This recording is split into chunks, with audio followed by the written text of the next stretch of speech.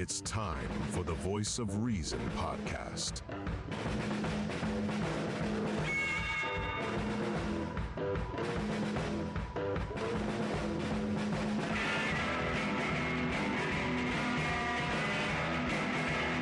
Here are your hosts, Sean Phillips, Andy Van Beber, and Travis Kirkendall. Good evening, ladies and gentlemen. My name is Andy Van Beber. Right to, I guess it would be my left over on this side. Nope, this side. There you go. That's Travis Kirkendall over there, regardless. The man, the myth, the legend, Travis Kirkendall. Yes, sir. And our buddy Sean is learning all about hazardous material transportation in the great state of Alabama this evening, serving your U.S. National Guard. You know, for our buddy there, Sean. Yeah, there we go. Serving us, and That's actually a really good certification to it is get. great. I had it and I let it expire. You but let your it's, hazmat expire? Oh man. I didn't know what to do with it. Like, go be a truck driver? I don't want to be a truck driver. True. This is true.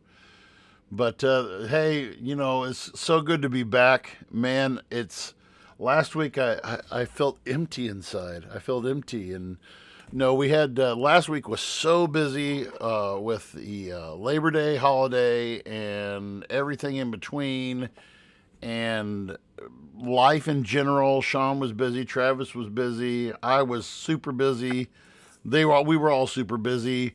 And then this week is, I tell you what, I'll sleep. I think I will effectively sleep when I'm dead, according to the old Bon Jovi song. I will sleep when I'm dead, and it's the beginning of the school year is just always just a grind. So Yeah, I'm sure. but we've been doing great. We've had track meet, soccer. Bryson started his soccer season last week, and we actually had a match this evening.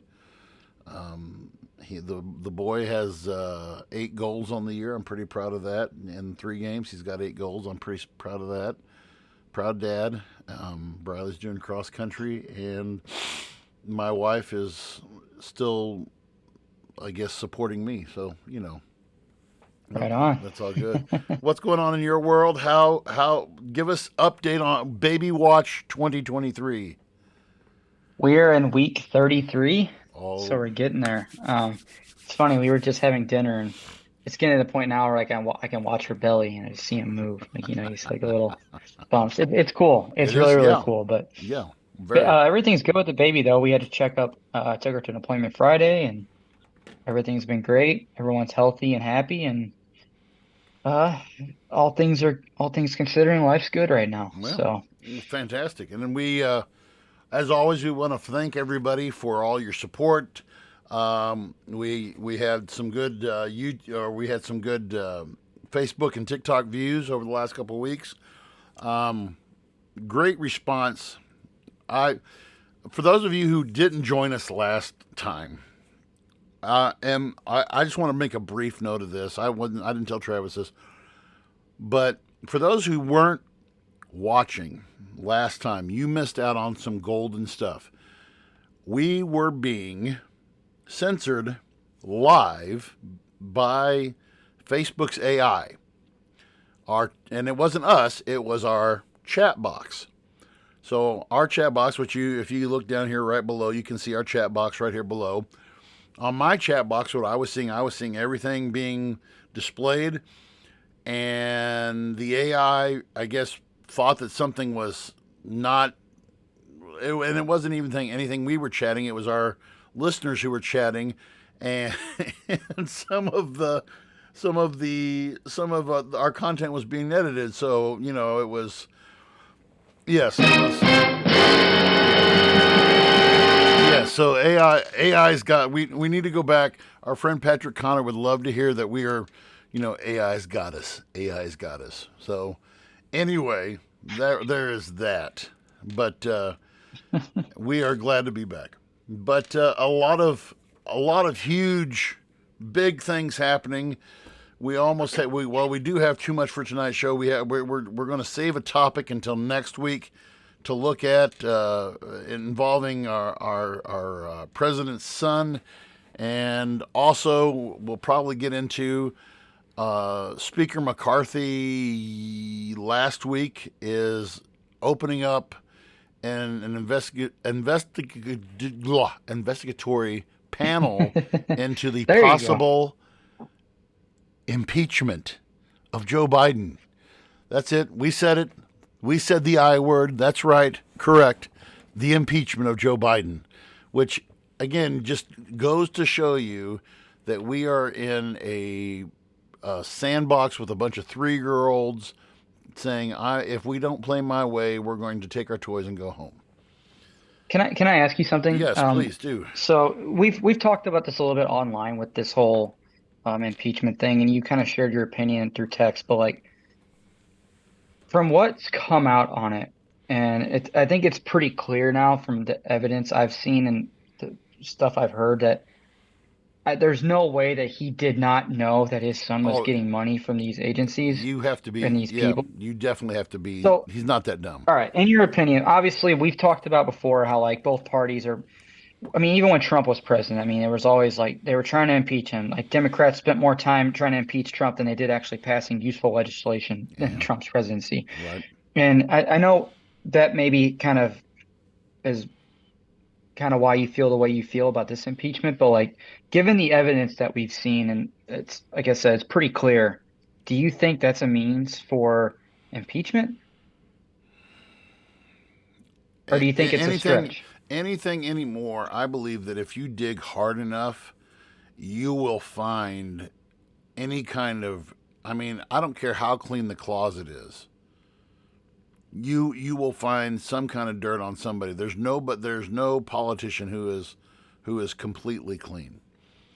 If you work hard at it enough, I believe we could go back through our past 8 presidents, and find impeachable offenses.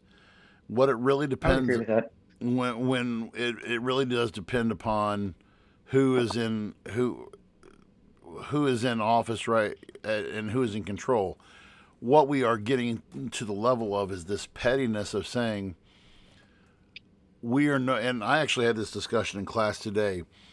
We are no longer represented by people. Our representative, our Republican form of government, and I'm not saying Republican Party, I'm saying Republican form of government where we elect officials to do our business. Our Republican form of government is no longer, well, it's been this way for a long time, is no longer meeting the needs and protecting the needs of the people. The purpose of a government, the purpose of a political party is to be a guardian for the rights of all people, regardless of whether you're a Republican, a Democrat, gay, straight, Baptist, Catholic, atheist. The purpose of a political party is to run the business of government and be the guardian of the rights of all citizens. What we have accomplished over the last 8 years, like you said, going on 8 years now, these last two, this administration and the last administration, what they've accomplished is this level of pettiness of saying, okay, I can find this, I can find this, I can find this, I can find this. Now, and many people know what my opinion is about Trump and his involvement with January 6th. I believe that he was deeply involved with it. That, to me, was an impeachable offense. Joe Biden, I mean, we've known about Hunter Biden's shady business deals with the Ukrainians, and we'll talk more about that later.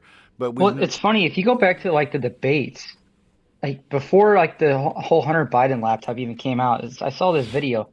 It was a replay of the debates. Trump literally called him out during the debates and was like, "You get paid from like, what do you say? You get paid from China and Russia or whoever." Yep. And it ended up being the Hunter Biden laptop thing. Yeah, and so I mean, Trump has, and it's just how much are you willing to?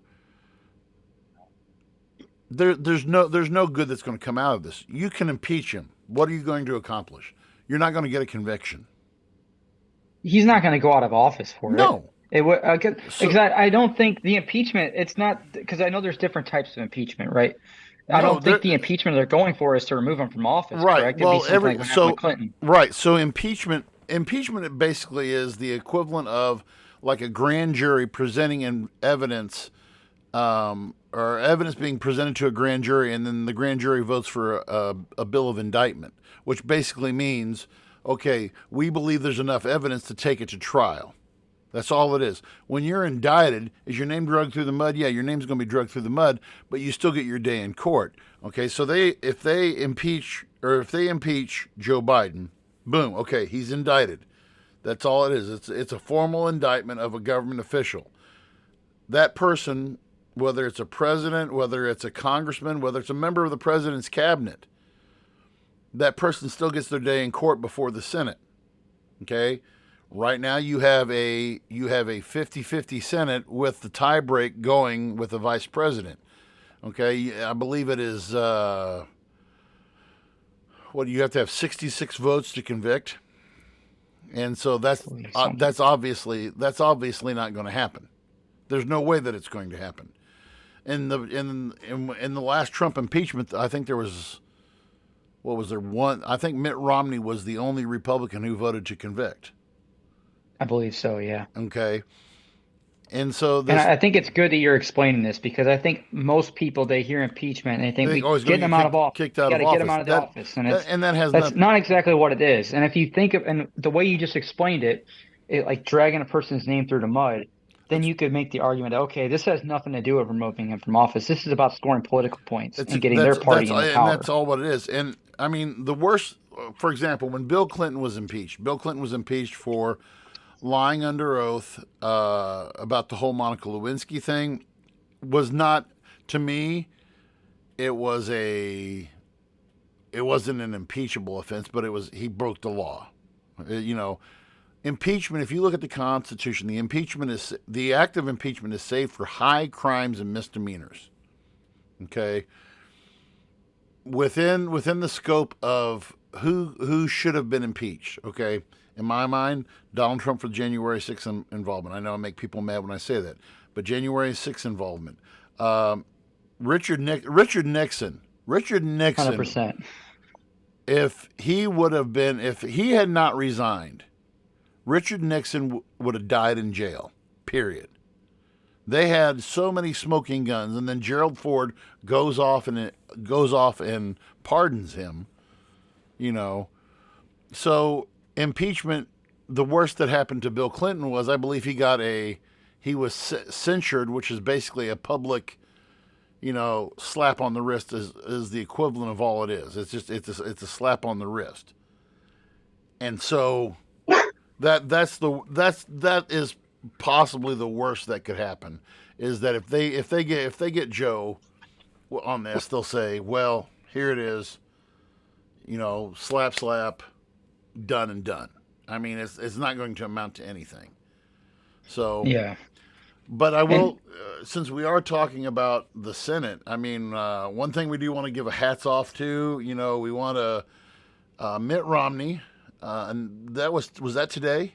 He I announced believe it was announced today so it was September 13th. So what's yesterday? yesterday. So Mitt Romney, who is 72, I believe, was what that article He's said. 76. 76, thank you. So he's 76, announced yesterday that he is not running for re-election. Good job there, Mitt. That is the whole thing about our argument about how old Congress is. At the same time, last Monday, Nancy Pelosi did come out and say, hey, I'm running for re-election at whatever age she's in her 80s. I'm not for sure as to. Yeah, she's 82 or 83. I I'm was about to thinking Google it really 82. So there's another. There is another.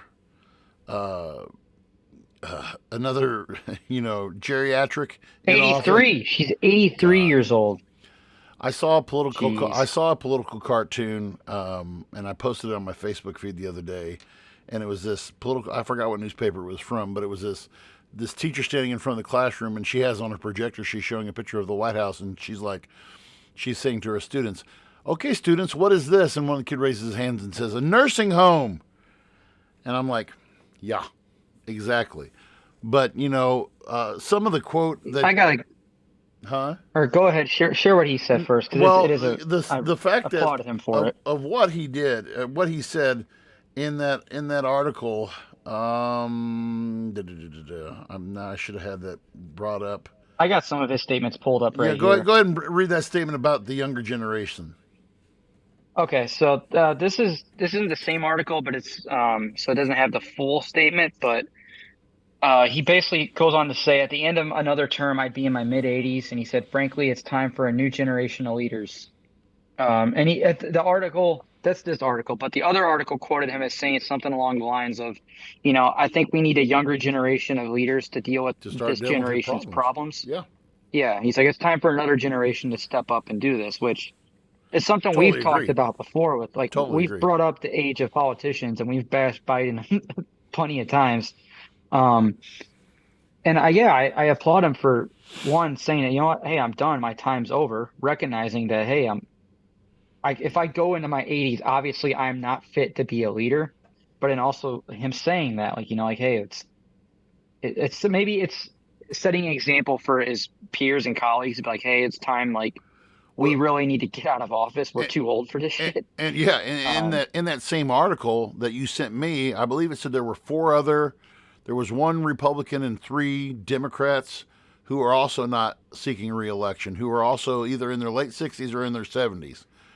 And Good. Again, hats off to those guys for recognizing, because I think that's part of the issue that we see in America today. That, again, going back to my statement about a Republican form of government, are our representatives a true representation of the American populace? Well, the simple answer is no, because you have 70-year-olds, 80-year-olds. The average age, and we've said this before, the average age of a congressman is 58 years old. Okay, when you bring up whatever our demographic is for the United States and the voters of whatever it is we have now, I think it's I don't know what the number of eligible voters that we have in the United States at this exact moment, but when you look at the amount of the eligible voters that we have, I'm just going to bring that up real quick. Eligible voters in the United States. So in the 2020 election, we had 80 million voters in the last election, and that's only 66% of the eligible voters. So by that account, that would put us way over 100 million voters. Okay. Great. Yeah. You cannot, when you look at the turnout, the last elections, the turnout was higher among married than unmarried citizen. Voting age population turnout was higher among veterans than non-veterans. Native-born citizen voter was greater than 41% of naturalized citizens. There was all the immigrants were flooding the blah blah blah blah blah, whatever. But hats off to Mitt Romney for I think doing like you said, being an example for his coworkers, for people for taking the stand and saying I'm going to do what's right. So hats off to him for that. And I want to continue with this conversation. So Romney's doing this and saying what he's saying. So recently, let me just read this article for you. The title is called, "Is it sexist to want Dianne Feinstein to retire?" Dianne Feinstein. I'm sure you're aware who this is. Oh, she's a representative from California. She's another ancient relic from the past that is. Yeah. So is it sexist to want her to retire is the name of the article, right? So I'm just going to read this first paragraph. It's comical. Last week, Politico published an article about Representative Nancy Pelosi in which the former House Speaker was asked, predictably, whether her home state's 90-year-old senior senator, we just said, should step down. Showing evident irritation, Pelosi told the reporter that there was a sexist double standard when it came to assessing the capability of aging politicians. Dianne comes along and then they're making such a fuss, she said, It's a guy thing, but that's the way the world is. Pelosi asked a reporter whether he would ever say anything about any of those other guys that they should leave. You never ever wrote about them. I would argue there has been countless articles about Joe Biden of he should step down and Mitch McConnell, who's had a stroke on stage twice this year. Yes. Yeah. I mean, this is a growing concern with our leadership is like, are these people fit for leadership? And I can tell you right now, someone who's 90 years old, I don't care. That's not sexist. They're too old and not fit for the job. And 82, 83 Nancy Pelosi too, she has no reason to be in politics. She's made millions. She's 83 years old. There's not even a chance she's going to live through her next term. So that's going to be, and to me, that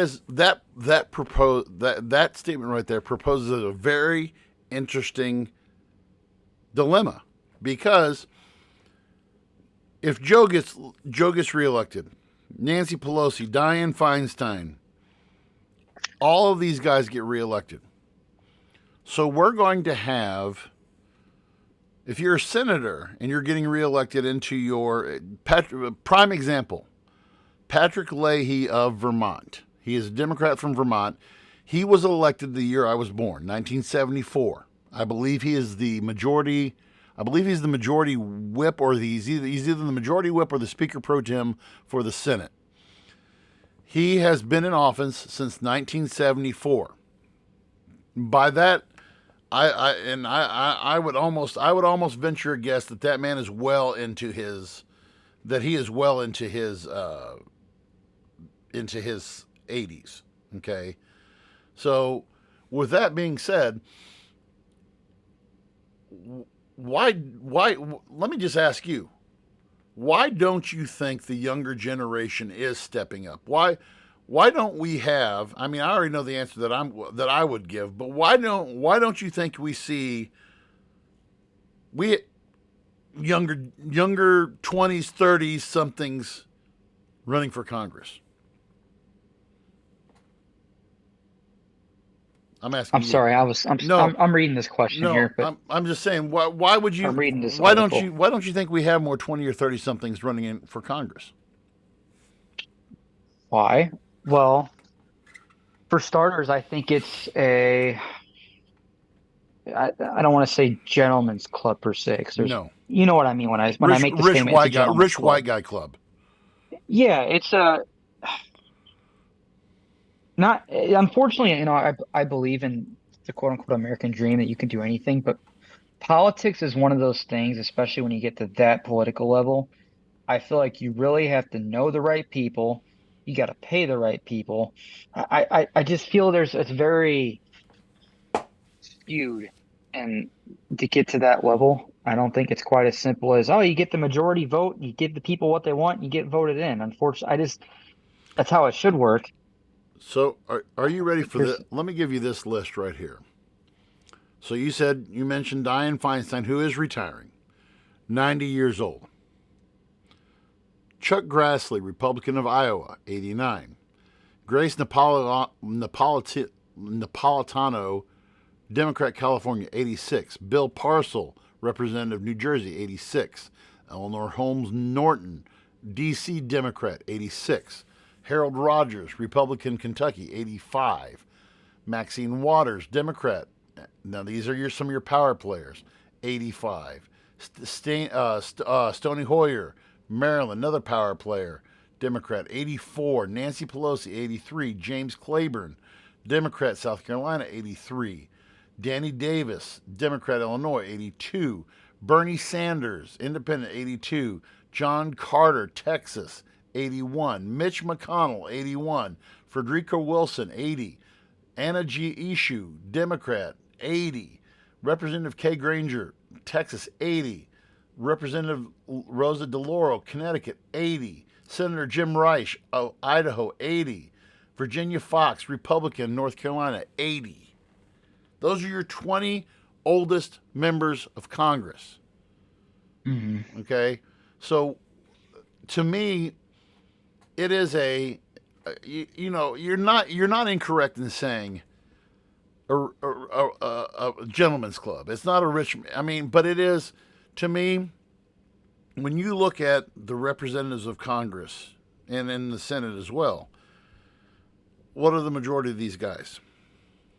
Millionaires.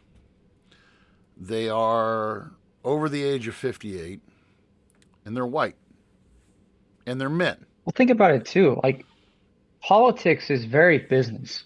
And what I mean by that is like if they're not half the time these people are in office writing legislation and doing whatever they do, I would say more than half the time than they're doing that, they're campaigning, they're getting funding, they're trying to boost their campaign and get votes and get views and get their message out there or whatever. So I think there's so much money that goes into it that the average person to get into politics like that, you have to have connections. You have to be a lot of these people, they come from rich families, and that's the only way.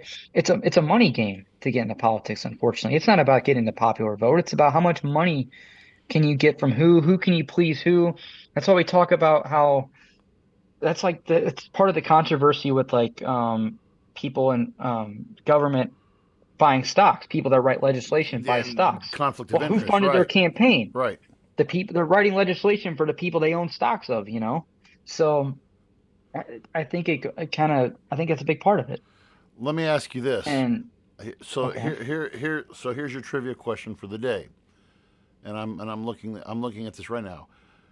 Of the 435 members of the House of Representatives and the 100 senators, how many do you believe are under the age of 30? Under 30? Under 30. Oh, I'm gonna go with not even 10%. I'd say 5 or 8%, maybe. No, not even. Not even. Two. Less. Yeah. Two representatives, not percent. Two. Two representatives. One's 28, one's 20, and the other one is 25. Newly elected. Where is he from? From Florida. 25. And that is the bare minimum. And then, now we do have a number of 30-year-olds. There's a large number. I'm scrolling down through this list. There is a large number of 30-year-olds. I'll take that back. I lied. There are three. Here's another one. There are three members of Congress who are under the age of 30. Three. And we to go with what Mitt Romney was saying. Yes, we do need to turn this over to this younger generation. Well, part of it is we need term limits. I think it's so obvious now that career politicians are ruining things, and we need. I think that, and we talk about checks and balances in our government, and I think term limits should be a part of that Yeah. for like government on itself. You know what I mean? Mm-hmm. I don't know if that's the right term or not, but I think you understand what I'm trying to say with that. Because like, The thing is, though, you have to be careful on how, because I believe there was a court case that came before the Supreme Court. I want to say it was 4 or 5 years ago, on the constitutionality of term limits for Congress. There was something about, I forgot what the name of the court case was, but there was something about the constitutionality of term limits, and just to me it's a no-brainer. We put two terms, you know. what was the issue with the previous bill that they tried to go through with it? What was? Was it one of those bills where they tried to hide some shit into it? And it's like, yeah, no Oh, wonder it got I'm denied, sure or there was was it probably some meat into it. like, There was. We do it on the state level. yeah, We I know. There's been a call for it, Yeah, and I mean, we do it in Missouri, and it was okay. It was a long time ago. It was U.S. term limits versus Thornton, and this was in 1995. The states cannot impose additional restrictions such as term limits on its representatives in the federal government beyond those provided by the Constitution. interesting. So but like I said, that was 1995. So hey, don't try to limit your congressman's. But Well, wasn't it? Wasn't I believe it was Nikki Haley at the Republican who said debate? Didn't she? That was one of the talking points she had, right? She she had brought said up she term said she limits. said she didn't say term limit. She was talking about I believe it was over every representative over the age of 72, or any politician over the age of 72 has to go through some kind of, I don't want to say Okay. mental, it was like mental fitness test. Does that sound right? It Mental. was okay. Yeah, that sounds right. And hey, look, that's a step in the right direction. It is, but I think But again, here, hey, let's before I say that, who is giving that test, and how do we know that's in fact valid? yeah. Because we've been hearing that Biden is great. He's healthy as ever. He's super Who? coherent, which Yes, the president's clearly, doctor is going to say that. clearly Yes. he is not. And I don't buy whatever any of those doctors are saying about him. No. I heard there was an article that came out 4 days ago. Kamala Harris did an interview with like the Face of the Nation Yes. or Face the Nation. Through. I'm sure Yep. you saw the headline for that where Yeah. they had asked, what are your concerns? There's a lot of growing concern with the president's age, and she basically, I got her quote here, and it's Go just, ahead. I don't know, interesting language. I pick up on this kind of stuff. As they said, are you prepared to be commander in chief? And she said, yes, I am, if necessary. But Joe Biden is going to be fine. So it makes me wonder, is No. that really, are they really going with it? Are they really going for a second term of those two? And that statement right there tells me that there's no way he makes it through that second term. No. I mean, how many times? And I've lost. I'm sorry. I've lost track of how many times he's fell. I have literally lost track. I mean, there's some. I saw a Facebook reel the other day where the guy mashed together all of Joe Biden's falls. Now, granted, the man is in his 80s, and I get that, but come on. And I'm going to bash Trump here too. Oh yeah. He's 77 years old. If he's Trump's the president same next thing, year, yeah. he'll be 78 years old, and by the end of his term, he will be 82 years old. So We thought all Reagan. right, say he's mentally capable now, right? Say he's still great at 78. At that age, that can change in a year. That can change in 2 years. It happens, and it's a risk. And he's older. He could die from a fucking heart attack. He's not a healthy individual. I mean, he plays some golf, but like the guy doesn't I don't know. I agree with I think there just needs to be an age limit, period. I don't even think it's like, well, after this age you get mental tests. No, I think we have an age minimum. There needs to be an age maximum. Well, And there the two incident, or is it 2 or 3 incidents now? We mentioned Mitch McConnell. 2 incidents now. He and you said Clearly he is not those are capable. So what you call those? The only reason I'm familiar with this is because my father-in-law had, and my sister-in-law has had multiple of these. They're called TIAs. They're basically mini strokes. Okay, and with these TIAs, what you saw. Okay, so I firsthand witnessed it. So my sister-in-law, she had I remember it's like it was yesterday. It was 7 years ago. We were all of us in the van going to go to watch a movie down in Wentzville, and we're driving in the van, and my sister-in-law and I we just jabber back and forth. We love talking with each other. And she's mid-sentence, and she just stops. And I thought she was falling asleep or something, but she just stopped. And her eyes are open, and her eyes are locked on and looking ahead, and we're like, Donna, are you? And and so we take her, we put her in the hospital, we take her to the emergency room. She checks out fine. The doctor says, hey, I want her to stay with you guys for a couple days. Fine. So she stays, and she spends the night with Briley in her room, and Briley had bunk beds at the time. Briley was sleeping top bunk.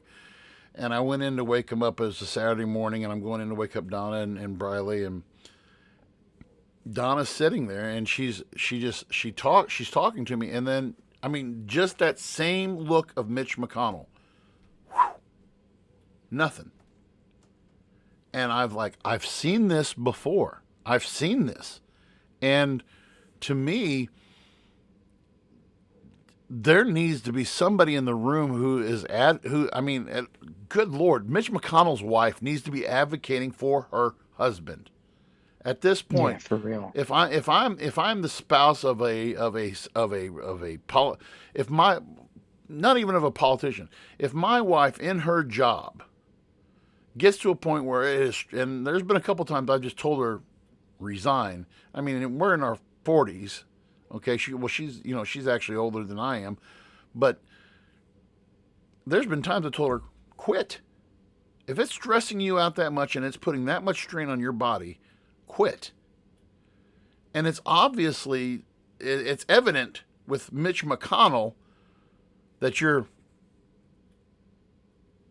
okay. If you're just sitting there and There it is. yeah, I had to get it in there, but if that's the case, I mean, if I'm his wife, I'm like, okay, he's stepping down, he's stepping down, but It blows my mind. yeah. Blows my mind. But along that conversation since we're on the topic of Congress, we are getting to that magical point again in the congressional calendar and on the political calendar of reaching the debt ceiling. We are at, as of right now, and I can bring this up and show our viewers here on the screen. As of right now, we are at 32. Where's the sound effects? Add the sound effects to it. 30, It pops up. 32,963 trillion. Or no, I'm sorry, 32,963,440,000,000. So there you go. Really quick. I've said this many times before. I want everyone listening to stop, and I want you to try to comprehend how much money that is. Guess what? You can't. You cannot comprehend how much money that is. The human mind cannot comprehend how much just $1 trillion is. If you just break down it into time, if you break down the money value into time, it's anyway. Sorry, I had to get that in there. No, it's ridiculous. but I don't know how we're ever going to pay it off. Here we go right here. So if you look in the bottom right-hand corner of your screen right now, there it is. This is usdebtclock.org. This is and I use this at least once every school year. I used it this morning. We were talking about deficit spending in my modern world class, and we were talking about how the French were doing it. It was one of the causes of the French Revolution. But yeah, when this, let me just bring out this little nugget of joy right here. If you look right here, and I don't know if you can see probably not, but if you look at this I can't see it. 90, if you were to every man, woman, and child in the United States, if you were to break down the debt equally amongst everybody, it would be 90. Every man, woman, and child in the United States would pay $98,223. If every so that's not fair to go to kids. All right, so every debt per taxpayer, $254,000. Okay, that I have an idea. Let's just pay more taxes. Pay your fair share. The government will pay off your debt. You can trust them. Well, and so if you look over here, so here's another stat over here so it says income tax revenue right now. Income tax revenue from the United States from the IRS, 2.3 trillion is what we're bringing in. Corporate tax revenue, $540 billion. Let's see how many zeros. 1, 2, 3. There's 100. That's a million. I'm sorry, 540 billion and $2 billion. And then payroll tax revenue is 1.5 trillion. That's the trillion. And then the other kicker though is this though, that we're only getting 70 billion in tariff tax revenue from imports. So when you start looking at the numbers like that, got to raise taxes. That's all. Just raise taxes. But nobody wants to raise taxes. I'm being sarcastic. Yeah, I know. Recently, this week we had which we haven't had at Clopton in a while. We have a foreign exchange student, and I'm not going to say any names or anything From like where? that. From France, okay, Okay. and the kids are already asking her like tons of questions and all of this stuff about this, and this. And I remember when we had foreign exchange student from Germany. We had one from Germany. We've had some from Italy. We had a few from Germany. Yeah, and the one we had this one guy from Germany, and he's actually, I don't know if you knew this about him, but he actually is a model now for Calvin Klein. But he is Is he for Calvin Klein? yeah. Oh, right on. But Good for him. but he said, you Americans rave on and on about your taxes and your high prices.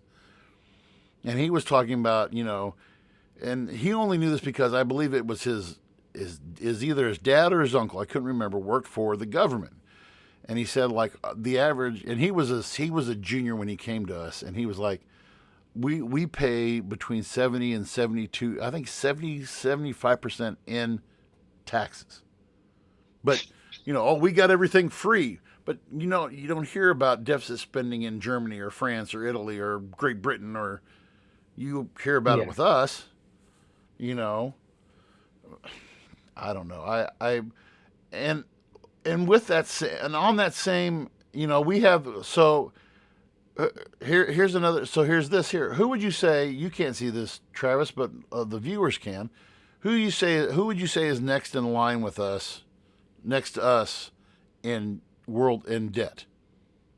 Who would what country would you say is the next? I know I'm going to be wrong if it's either China. I think it's some weird country. No, is it China or Russia? It's China. It is China. Okay. So their there's been national rumors debt, of them being like 14 economically 14 bad trillion. So here's your top 10: USA, China, Japan, Germany, the UK, India, France, Italy, Brazil, Canada. Those are your top 10. Okay. And China is not even they are $18 trillion behind us. And they outpopulate us by over a billion people. They have 1.4, we have 335 million. They have 1.4 billion people. And to add insult to injury, so with the debt clock, with the debt, Joe Biden, what was it? It was leaked out. So Vladimir Zelensky, the president of the Ukraine, is coming to the United States shortly, soon, to meet with members of Congress and to meet with the president. And the president is prepared to offer $21 billion to the Keep in mind, we've already given anywhere between 75 to 80 billion dollars to them already. Okay. I am for fighting for democracy. But what I'm beginning to see with this whole Ukrainian thing is a quagmire that we are not going to escape. Do you feel that, Travis, or are you of a different mindset on that? Or? So I followed the war quite a bit with some news channels and podcasts, and basically this war, it's very similar to World War I in terms of what it's becoming. And trench warfare, the gains that both sides are getting are very minimal. The lines are getting drawn, and it's not moving. It's becoming a money pit. And it's funny when this first happened, when Russia first invaded Ukraine. I remember I was very vocal in saying we needed to support the Ukrainians, and I was too. And we were, and that was the narrative that was being thrown around, and two, at the time, it was just from what we knew, that's why we made that decision. And from the information that's come out, if you look at the history of NATO, and you see the why of all this and how this all played out, and now you see where we are at and what it's actually getting us, I see no benefit to breaking our economy and spending our taxpayers' money to a war that quite frankly, I think 80 to 90% of Americans don't even agree with and are becoming more and more vocal against it. I mean, you read any comment section when stuff like this comes out, and people are just blasting, like, why are we spending money on this? Why are we funding this war? Why are we over there? This has, and I'm getting to that point too, where it's like, what are we looking to accomplish here? What's Obviously, the end game? Ukraine joining NATO is just going to make the world tensions. It's not going to solve anything. It's going to make things even worse. Well, I when you talk world tensions, North Korea, Kim Jong Un, they were just in Russia. is in Russia right now. He is in Russia right now, meeting with Vladimir Putin. They are meeting over in the Far East. I forgot what region it was of Russia, but they actually met Yeah, at what's called the Cosmodrome or the Cosmodome. It's basically Russia's. It's one of the branch of their space agencies of where they're and basically to show off, hey, we have the capability of putting stuff in. And if that doesn't scare you, it should, because I mean, that's one step from saying, okay, we can put nuclear silos into space. Then we're back to the war game state of mind that we were in during the height of the Cold War in the I think 80s. we're already getting there, man. I mean, right now, there should be no missile launch platforms in space anymore by the SALT or the it was either the SALT or it was the START treaty. It's the START treaty, the Strategic Arm Reduction treaty. Yeah, and so we should not have any nuclear platforms in space. We have subs that are I mean, some of our buddies in our circle have served on subs that have sat below the ice up above the Arctic Circle for 6 months at a time, housing nuclear weapons. We have, Fun. yeah, I'm sure that, yeah, 6 months with a bunch of guys in a can under ice. There you go. But I'm with you, Travis. What's our end game? What is because all we're doing, I would love to see where we're at, where the organization that keeps track of the doomsday clock. I would love to see where we're at on the doomsday clock right now. We've got to be at 11:59. We've got to be at 11:59. Tensions are high. Tensions are high. If I'm to look at this situation though, if I'm a U.S. citizen, and this goes back to what we were saying earlier when we were talking about representation in Congress, the average American, I think it would be safe to say, the average American does not want to go to war. And No, who I was I would watching, agree. Yeah. and we are. I know Sean is. I don't know if you've watched any, Travis, but there is one of my favorite guys who does a talk show now is Jon Stewart, who does The Problem with Jon Stewart. Yeah. And I think we actually posted this on our group chat too the other day. Jon What was Stewart. that the I sent over when he was interviewing Yeah, the people from the other when he was at countries? the last. Oh, great. He was at the last G8 summit.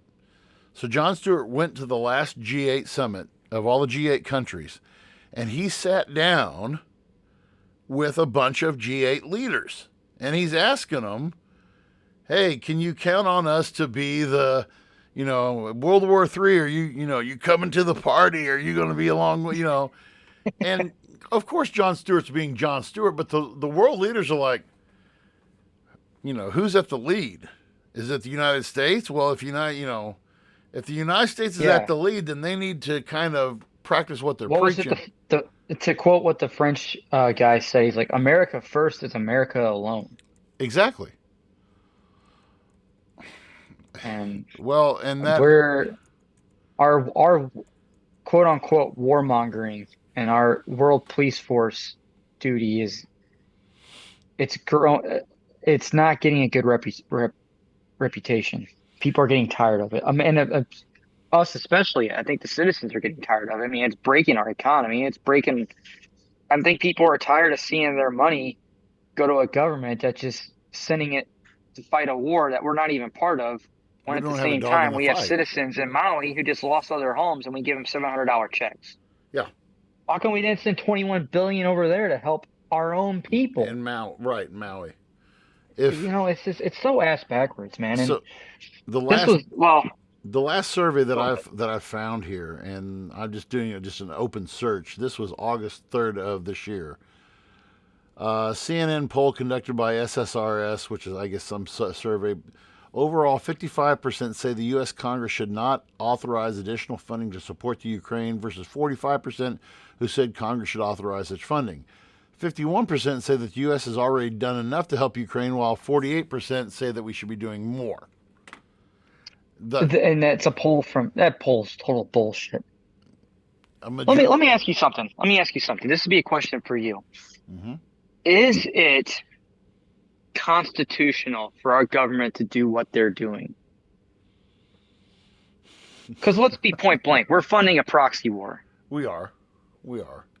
Where it's And war, I know you can spin it as like, well, it's part Making of the world national safe- security and all this the other world making. safer. But okay, so do you think a our world- forefathers a had little this in bit- mind? well, yeah, a little bit of history here. To go back in time when the United States was really starting to step onto the world stage, we were moving from the point of being a third-rate agricultural experiment to being a world power. Was when we really stepped onto the stage was during the Spanish-American War, 1898, 1897, 98, somewhere in that area. And at the time, this is when McKinley is president. And McKinley we're starting to build a steel-based navy. We're building a steel-based navy.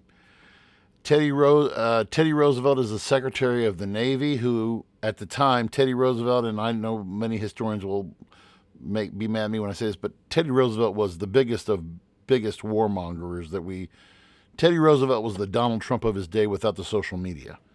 Okay? 100%. And so if you've read anything about Teddy Roosevelt, he was on the speaking as the Assistant Secretary of the Navy. He was on the speaking tour at a lot of U.S. Colleges, and he was lecturing on how this is our time for us to step on the stage. Okay, so we handily win the Spanish-American War. We then, then McKinley is up for re-election in 1900. He is assassinated in 1901, and lo and behold, everybody wanted Roosevelt out of the way because he was such a loudmouth and he was such a, he was out there. So let's put him in the let's put him in the vice presidency. Let's put him in the vice presidency because that's where everybody goes to politically die. Okay, and lo and behold, McKinley gets assassinated. Now you have Roosevelt as president. Okay. Roosevelt was a firm believer of a doctrine that was published in 1824 by President James Monroe. Okay, at the time, the Monroe Doctrine. This statement in 1824 was the Monroe Doctrine that said anything that happens in the Western Hemisphere, okay, North America, Central America, South America, Caribbean, Pacific Rim, out in that. Anything that happens in the Western Hemisphere is our business. European nations stay out. Okay, so we had issued that. So and that was in 1824. Nobody was taking us seriously. Okay. Fast forward then to Roosevelt. Roosevelt then adds a statement to the Monroe Doctrine called the Roosevelt Corollary. The Roosevelt Corollary basically says, we will come to anybody's aid who really, within the Western Hemisphere, we have the right to intervene. We have the right to step in any situation. We have the right to step in. Okay? Go a step further. Harry S. Truman then issues the Truman Doctrine. The Truman Doctrine said anywhere in the world, and this is aimed at communism at the time, anywhere in the world that someone is under forced subjugation by an outside party, we will come to the aid of said country. Okay? At the time, that was aimed at communism. Now, different presidents and their foreign policies have added different statements to that.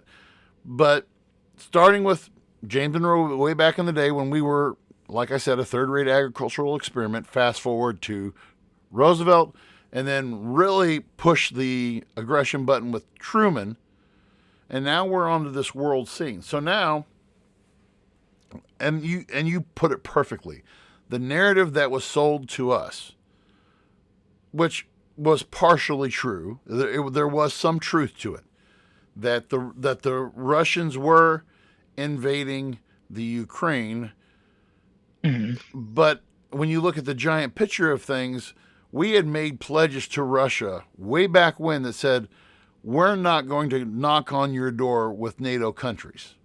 We're not going to do that. And we violated we violated everything that we said. Now, that's not saying Putin's not a douchebag. Putin is a huge douchebag. He is a tyrannical leader. He has rewritten the Constitution for Russia so many times to make sure that he gets to stay in power. He's a total mind case. He needs to. I'll go on record as saying, and Facebook, you can edit me out for this too. I'm on record as saying they need to remove him from power. Okay, but you are exactly correct in what you're saying in that this is a proxy war. This is what this reminds me. This reminds me of when we helped fund the Afghan war in 1979 versus the Soviet Union. When we provided funding, of all people, the CIA provided funding to Afghan warlords, which, by the way, one happened to belong to a South Floridian family with the last name of bin Laden, that we helped fund to fight the Soviets. We are, it's just like, to quote Joe DiMaggio, it's deja vu all over again. Okay? We're going through, I'm not Joe DiMaggio, Joe Garagiola, but I'm wrong. Anyway, Yogi Berra. It's deja vu all over again. But it's just like replaying my mind.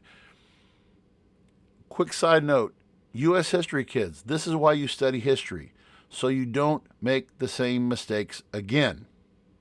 And we're making the same mistake again. The Soviets fought Afghanistan for 9 years until Soviets finally pulled out. We're supporting this war in the Ukraine. What are we going on now? Are we February? So we are a year and 7 months now. We're going on 2 years. Yeah, soon. And we're no closer to the end than what we were from day one.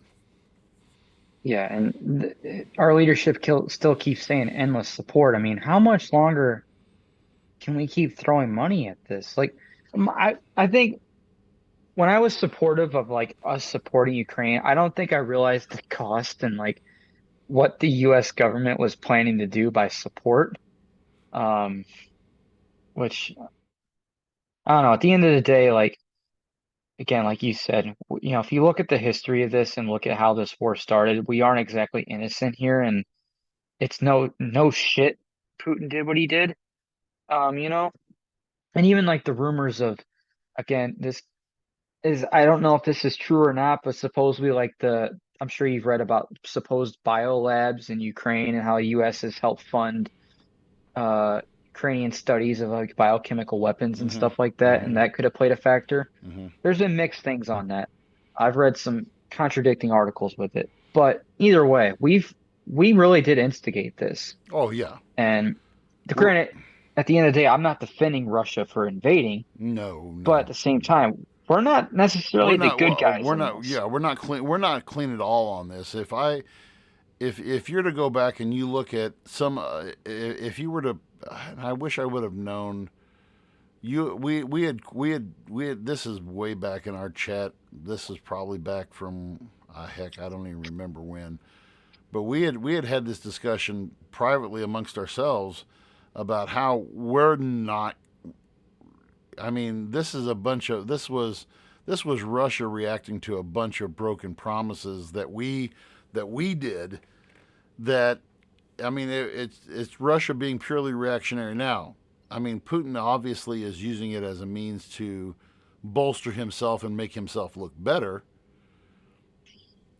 but at the end of the day, it's a war. It's a war in which nobody's going to win. There's not going to be. You can't say there's going to be a clear winner. There's not going to be a clear loser. It's a quagmire that we are not going to be able. We're not winning that war. The only people that I don't think anyone wins that war. There's only losers in this war. Mm-hmm.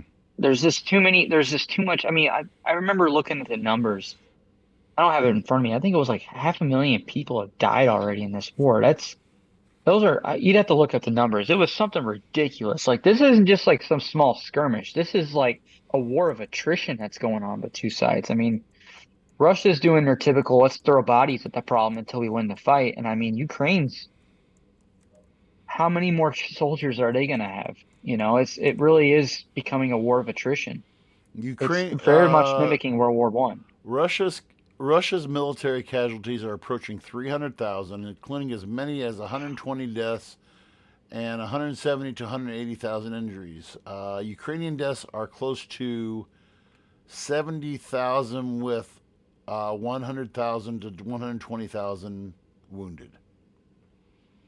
And we're not even 2 years into this, and there's no end in sight. No, and that actually is those are numbers from last month. So that is Reuters. That's Reuters reporting from last month. So I don't know. We want to pay off our debt. I think we need to stop funding foreign wars. Well, we need to be focusing on where our true problems. But I think that's a good start. Yeah. Anyway, thank you guys so much for joining us this week. I know that I'm seeing some people just now starting to come online to watch us. We did it to you again. I'm sorry. But we moved our time back. Sorry. I like the 8 a.m. time or 8 p.m. time, guys, because I wake up super early in the morning. So I always ask if we can do 8 if we're able to. I'm actually always accommodating because when you're getting close to that, you'll get there someday, Travis. When you get close to that 50-year-old threshold, it's like, why when I was a child, I always look back, I'm like, why did I fight bedtime? Why did I fight naps? Me and my wife always say it's the best time of the day. It is the best time of the day. Yeah, and you'll learn. You'll sleep when the baby sleeps. Anyway, my name is Andy Van Bebel for Travis Kirkendall and our absent Sean Phillips, who we hope will be with us next week. This has been the Voice of Reason, broadcasting on Spotify, Twitter, Facebook, Twitch, YouTube. Thank you for joining us, and we will see you all again next week. Thank you for listening to the Voice of Reason podcast. Be sure to check out our other content on Facebook, YouTube, and TikTok.